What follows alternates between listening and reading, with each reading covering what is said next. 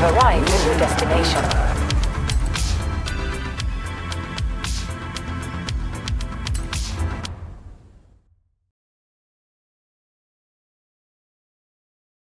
That's the old wolf. No, that's an old truck. The wolf is waiting for us at the swamp.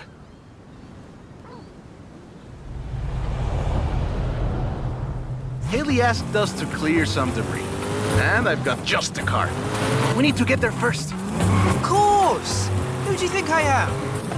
The driver who destroyed a record-breaking amount of fences. That's fair.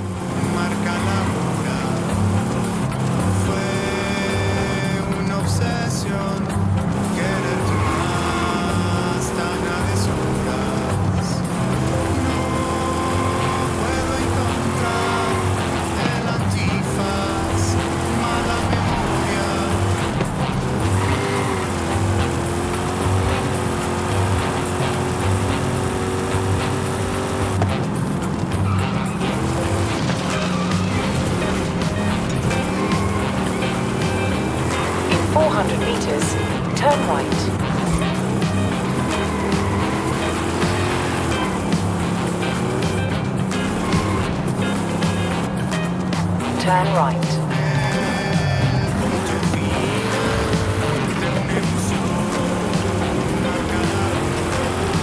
In 200 meters, turn right.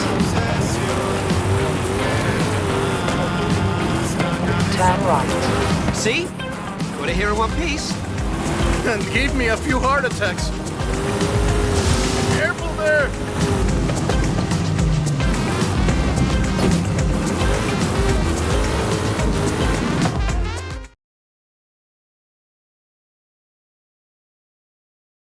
And now, let me introduce you to the fourth Lobo. This car is more your style. Now that's a hecking good wolf.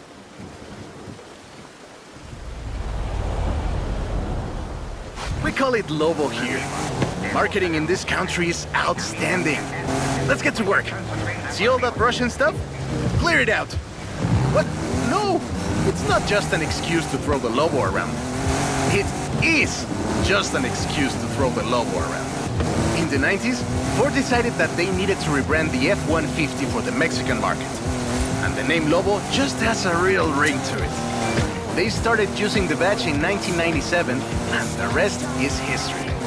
The Ford Lobo quickly became one of the most popular vehicles in the country. Lobo is still used for the modern Rangers like the one based on the F-150 Raptor you're driving. But we don't just call it Lobo. No.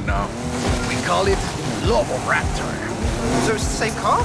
Now, there are loads of differences, like a dog and a wolf. Lobo only comes in XLT and with higher trim levels. The base version is still sold in Mexico as the F-150, but the Lobo is the Elite F-150.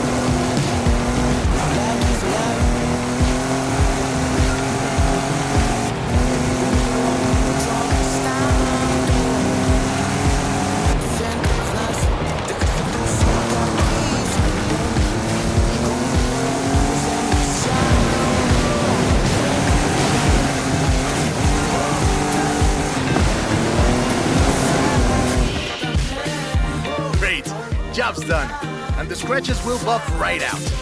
Thanks for the help. Now I just need to get my abuelo's old F100 back to the garage.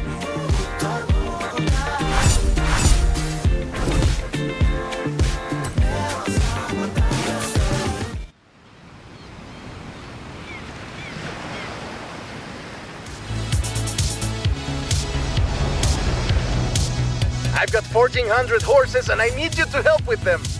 I think I know what this is. I'll be right over.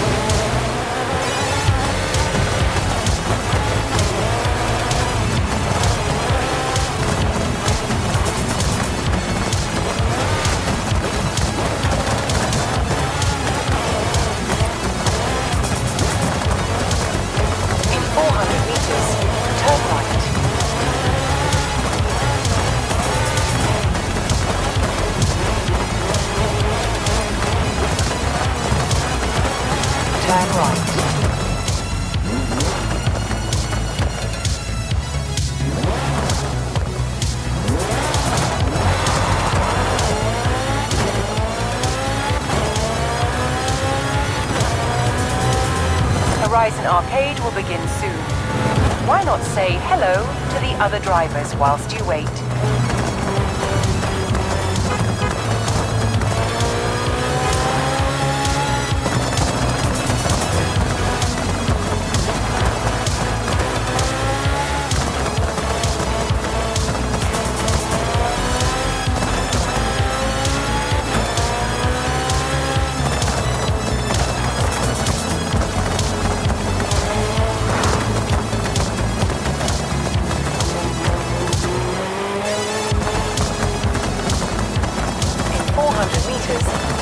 Arrive at your destination.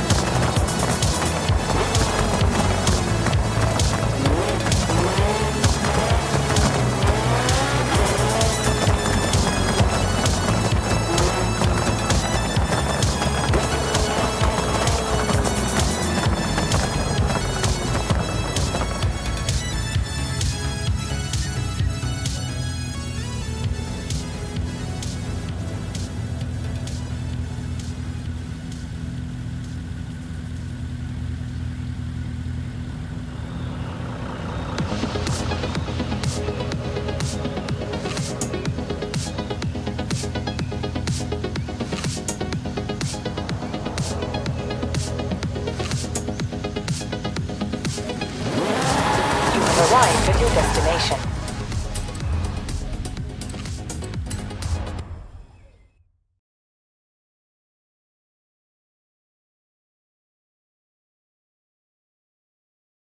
Hey there! So, look at this. 1,400 horses of electric Ford Mustang. Get in!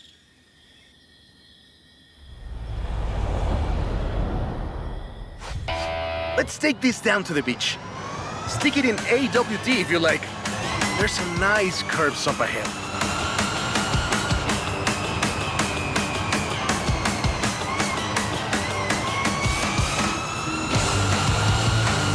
This is 2021's EV of the year. And it was up against things like the Taycan and the e-tron and the Recharge. It set 3 Guinness World Records, and it's inspired by the beautiful original Mach 1. And I'm telling you all of this because the Mach E was built right here in Mexico at Cuautitlán Assembly. Calm down. I know you like to go fast, but I had a big breakfast. Hey, I have to keep this bag! Careful with it. Cuautitlán Assembly has been building cars since the 60s.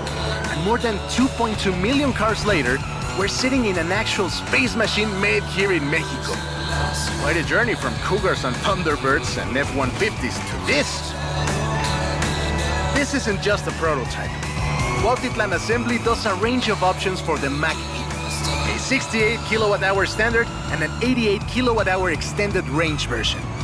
It will give you over 300 miles of range on a single charge. The Performance GT version is the really wild one. 0 to 60 in 3.6 seconds. This one is quite a bit faster. Honestly, when I first tried it, I had to go and sit in a quiet room for a bit. And I've flown airplanes in a storm. Hey!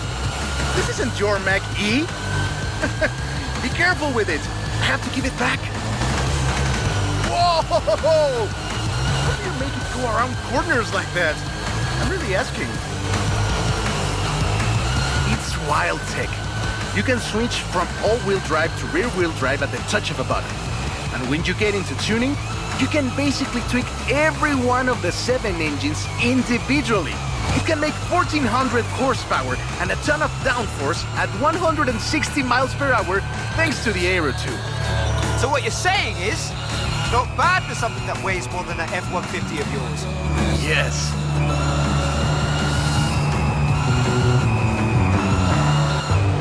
And there we go. Sunrise over the sea. Beautiful. But we're not done. There's one more thing to look at. I'll let you know as soon as I have found it.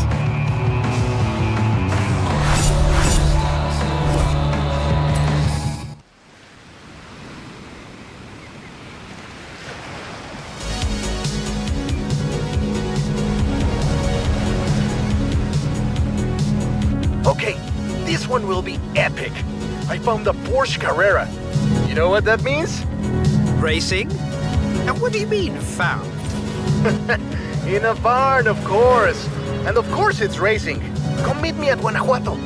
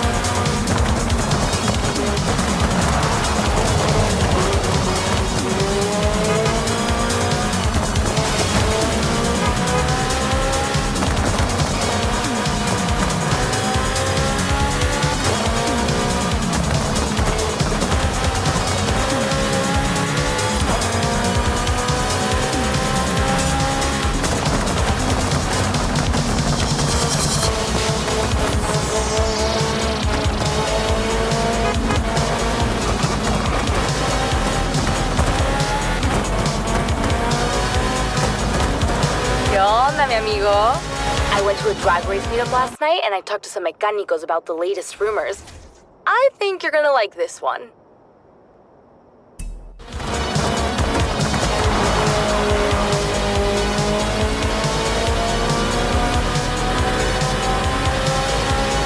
400 meters, turn right.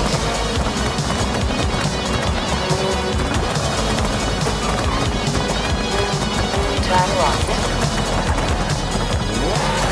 In 200 meters, turn right. Turn right.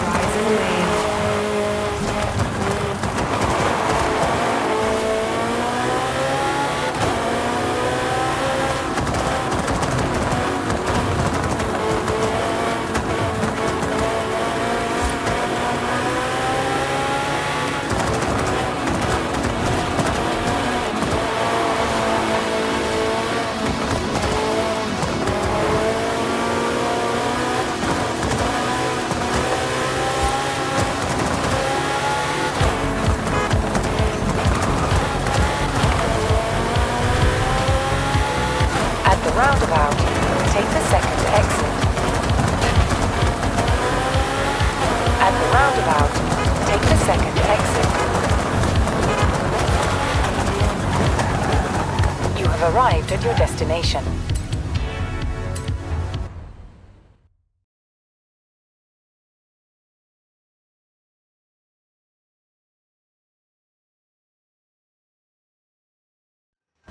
This beauty got her name from the Carrera Panamericana.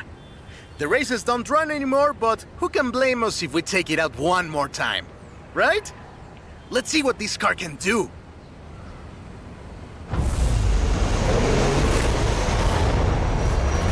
There's Jamin! Guess he wanted one last race. Let's do this!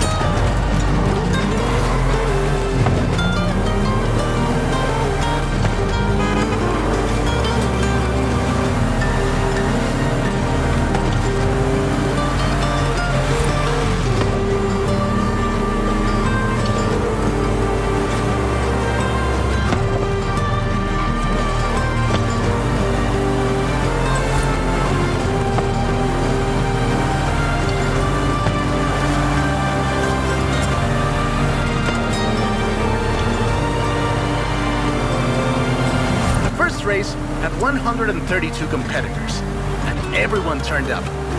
Amateurs to F1 drivers, men, women, professionals, anyone who had a car. Do you know anyone who participated? Aleja thinks Papa Fernando did, but she thinks Papa Fernando did everything. I know we used to go to the races with my grandfather. Ah, qué buenos recuerdos. 2,178 miles of the Pan American Highway run through Mexico. The race itself had 9 stages and lasted 5 days. But the sheer distance wasn't the only challenge. Constant changes in the elevation from sea level to 3 kilometers up. The most challenging road race in the world.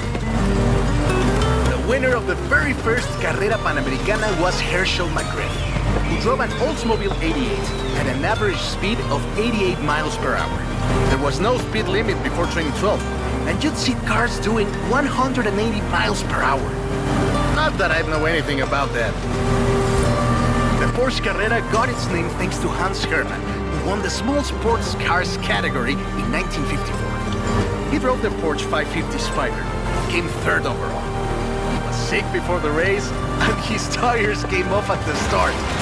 He really pulled through against the odds.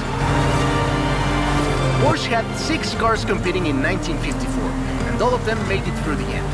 A lot of others didn't, let me tell you. Enjoying yourself, are you? Yeah, I kinda had a feeling. You were? 1954 was the last year the original Carrera Panamericana took place. But it gave us the most famous Porsche model, the Carrera you're driving right now. The Carrera RS 2.7 was the first production street racing 911. It was built on the 911S 2.4, the fastest Porsche you could buy at the time, and a popular choice in the later Carrera Panamericana races. The race was revived in 1988 and ran to 2016, staying true to the original races with high-speed road stages. The routes for the race were carefully selected every year by planning committee and local government to ensure they were race-worthy and that they can be closed up for 2 hours. You could almost say they've been preparing for the festival for a very long time.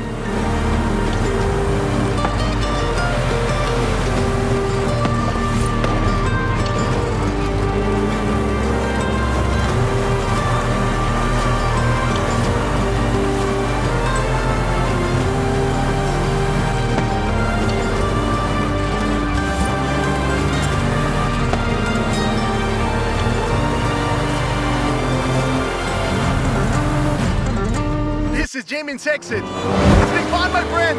Take care. Looking forward to seeing what you can do out there. Have fun now, yeah? Great race! Almost like we did a little Panamericana with a friend. Anyways, hope you had fun with this little stroll through cars hechos en Mexico. It was great! And let me know if you, find any other cars like that.